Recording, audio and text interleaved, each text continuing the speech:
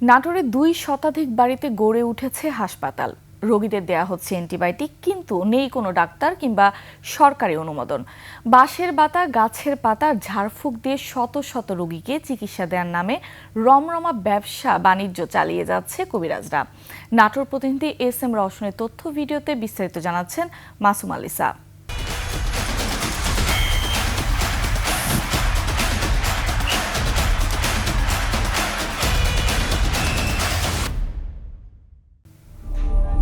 নাটোরের লালপুর উপজেলার ইসলামপুর গ্রামে এভাবেই ছেয়ে আছে এইসব সাইনবোর্ড। প্রায় ২ শতাধিক বাড়িতে এভাবেই চলছে হাড়ভাঙা রোগীদের কথিত চিকিৎসা।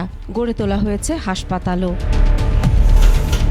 এখানকার কবিরাজরা একসময় করতেন দিনমজুরি, এখন তাদের দাবি এমবিবিএস চিকিৎসকের চেয়েও বেশি দক্ষ তারা। এক্স-রে রিপোর্ট হাতে নিলেই বলে দিতে পারেন কোথায় কি সমস্যা হয়েছে। ডাক্তারের কাছে গেছিলাম, আমার কাছ থেকে তারা বলে ৬৫,০০০ টাকা চাইছিল। আমি এর জন্য ওখান থেকে চলে আসছি। ডাক্তার কাছে না গেন, পাতা লাগানো সব একদম করলে যারা হবে। এই ব্যবসাকে কেন্দ্র করে গ্রামটিতে গড়ে উঠেছে নতুন বাজার, আর টিনশেড ঘরের জায়গায় উঠেছে বহুতল ভবন। কেউ কবিরাজ হয়ে গেছেন উত্তরাধিকার সূত্রে। আল্লাহ ভালো করে তাই আসে। আপনার এই চিকিৎসা পদ্ধতি গাছ গোছালে। পাতার নাম পাতার নাম আমার জানা নাই, তবে আমাদের পূর্বপুরুষ থেকে এটা চলে আসতেছে। এটা মানুষের ভাঙ্গে ফাইটে গেলে গাছ দিলে উপকার হয়। অনেক কথিত কবিরাজের দাবি পুলিশকে ম্যানেজ করেই চলছে এই কার্যক্রম। রাজশাহীতে নিয়ে গেলে 2-2.5 লাখ টাকা লাগবে।